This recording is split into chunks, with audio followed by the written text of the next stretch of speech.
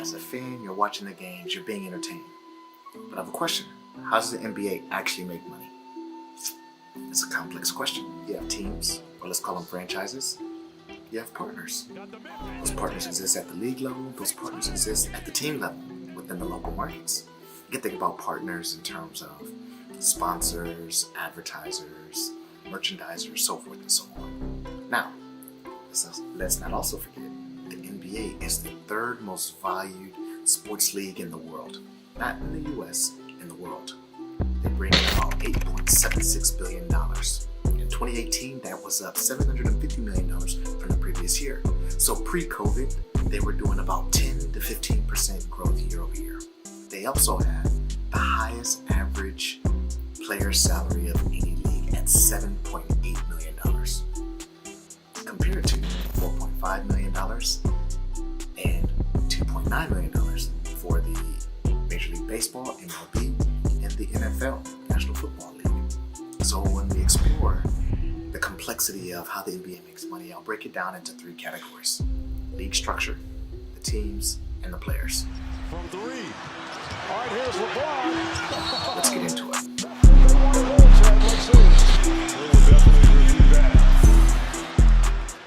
So, league structure. The NBA itself is a private organization or corporation with members. In fact, they are designated as a limited corporation with members, or let's call them franchises and teams. And each of those teams operate independently and privately as a corporation in and of themselves, owned by owners. 30 NBA teams, governed by the rules and guidelines of the NBA. Now, there's two governing entities that I'll dive into, and that's what's called the CBA, Collective Bargaining Agreement, and BRI, Basketball Related Income. Now, when we think about the CBA, that's a contract between the owners of the teams and the players. Every single player that comes into the league is required to sign the CBA. And that CBA is negotiated collectively by their representation, which is the NBPA, National Basketball Players Association, who negotiates with the body of the owners. Now, the most recent agreement that's in place today dictates that between 49 and 51% of the revenue is distributed between the players and the owners. Now, the next question might be exactly what percentage is it? Is it 49? Is it 50? Is it 51? Is it 50 and a half? That's determined year over year by the performance of the league. And that will dictate that. Now, I'll have a much more extensive discussion about both the CBA and the BRI, but let's suffice it to say, 49 to 51% of the revenue is split between owners and players. Now, what's more important is, what are the key components inside of that $8.76 billion number, and where does it come from? There's three key areas that I'll get into. Let me start with the first one.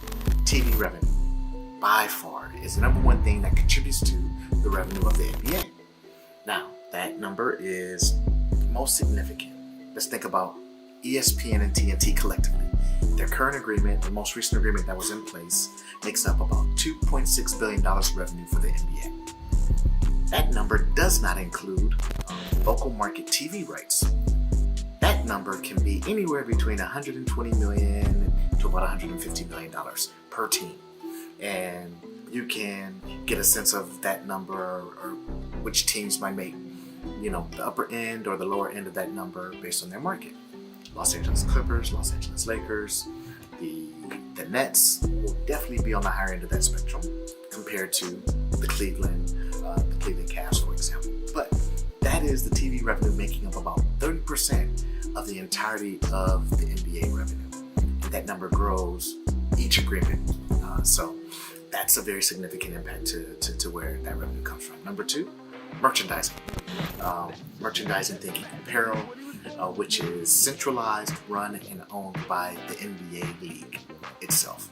That's why when you see your favorite team apparel, hat, shirt, socks, gloves, whatever the case may be, they will have the NBA logo on it. I really want to...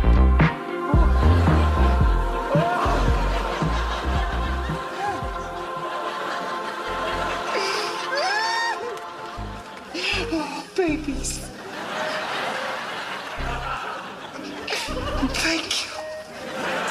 However, that revenue is distributed amongst the teams. The percentage of the revenue that's distributed, again, dictated by BRI and the CBA.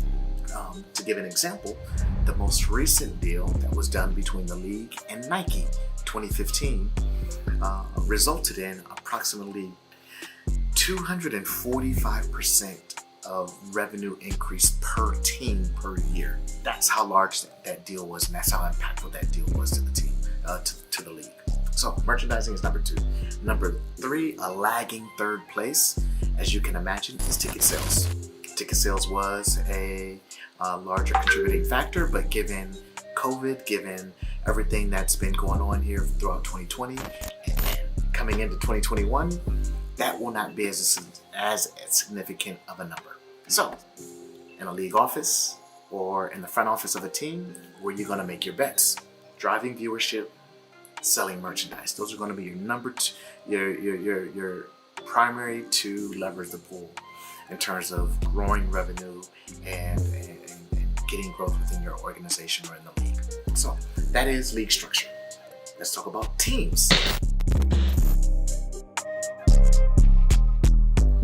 That can be different based on the team that you're in, and there's 2 big areas around that because the teams are operating independently. They are independent franchises. So that means there's this component called luxury tax, which is based on the rosters, the players that are on the team, who's been drafted, who's been traded, so forth and so on, will contribute to how much they go over what's called a salary cap, which is a limit on how much teams can spend on player salaries. Now, the luxury tax is a number that's set and dictated by the league and by the CBA. That number is paid back to a team that goes over their salary cap, pays luxury tax, goes back to the league, again goes into the pot for distribution. Back in '99, during the player lockout, where there was a standoff between owners and players, part of that CBA introduced the notion of the luxury tax, was set a limit of $20 million over the salary cap as a threshold for when a team would need to pay additional luxury tax for an organization. So that is some big areas where you'll see a difference between the teams and how they operate differently and manage the income that they make within their local market, as well as what's distributed based on the CBA and what's known as the basketball related income. Now, the additional discussion that I'll do at a later date, I'll dive into all of the line items within the BRI so that you can understand how teams are leveraging various items to generate more revenue for their market. Now, number 3, third area is the players. Let me dive into that. Now, for the players within that realm, let me remind you of this: how player salaries are generated within the U.S. Of course, professional sports, not unique to the NBA. There's 3 contributing factors: the number of games, the number of teams, the number of active players on each team. So, if you just do simple math, if there are fewer games, more players, and the same revenue to split more ways equals a smaller average player salary. So why is the NBA at $7.8 million per player average salary versus the NFL at $2.9 million? One of the factors, not the only, one of the factors is that equation: fewer games, more players, revenue to split more ways. NBA, 30 teams, approximately 14 players in each team, about 420 players in the NBA, compared to the NFL at 32 players, 53 players per team, results in add in any practice squads, so forth and so on, you'll get close to 2,000 players in the NFL compared to 420. Now, the other contributing factor, of course, is what's negotiated in the CBA. But we won't dive into that right now, but that's just simple math as one of the metrics for determining what average salary might be for a team or a league, and its popularity, of course. Another factor is thinking about the impact to the players themselves. So they generate money on their own independently through what's called endorsements that they get from various vendors, suppliers, so forth and so on. It can be anything from soft drinks to shoes to other types of apparel. The list goes on and on and on. And so that is something that will enable them to be able to generate more money for themselves, as well as driving more adoption and fandom for their team. The other big area is this notion of the contracting structure within the NBA as well. They are one of the few leagues that has this notion of what's called a supermax. Supermax contracts allow for a certain set of players that meet a criteria. One of the criteria, for example, is MVP status, in which they can be paid north of $200 million in their contracts. There's a number of players that have met that threshold. Giannis, James Harden, Steph Curry, so forth and so on. There's a number of players that have reached that upper echelon of contracts, which can exceed the standard contract size that you might see for superstars. A small set of players get that, but that still goes into the money that a team spends and how far they're allowed to go over the traditional salary cap for specific players.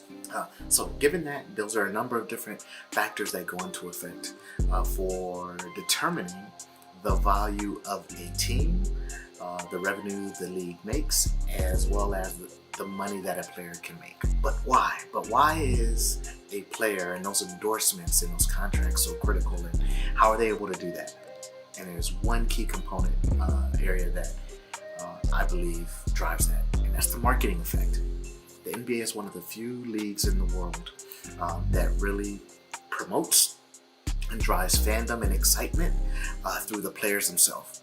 Not necessarily just the team, but the players. They're very active in social media. That entices sponsors, that entices their partners to get engaged. Wherever the eyeballs are, wherever the dollars are being spent, you can guarantee that's where your partners are going to contribute and participate more. And so that's what you can expect to see. The trick will be, how do you address this in 2021? This upcoming season, with COVID and everything else going on, you're going to see a drop in ticket sales, a drop in concessions, a drop in parking and brick and mortar sales, shifting to digital channels, shifting to viewership online, shifting to viewership through cable TV, etc.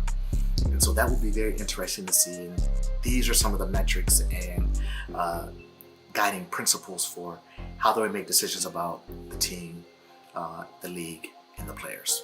So that's the complexity of how the NBA makes money: the league, the teams, the players, the partners, the CBA, BRI, contracts and deals.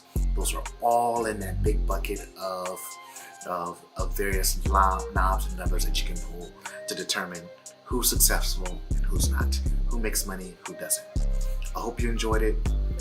Stay tuned. I'm going to be releasing more topics around the NBA and what's going on. I'm Brannan. Thanks for watching. Like the channel, subscribe to the channel.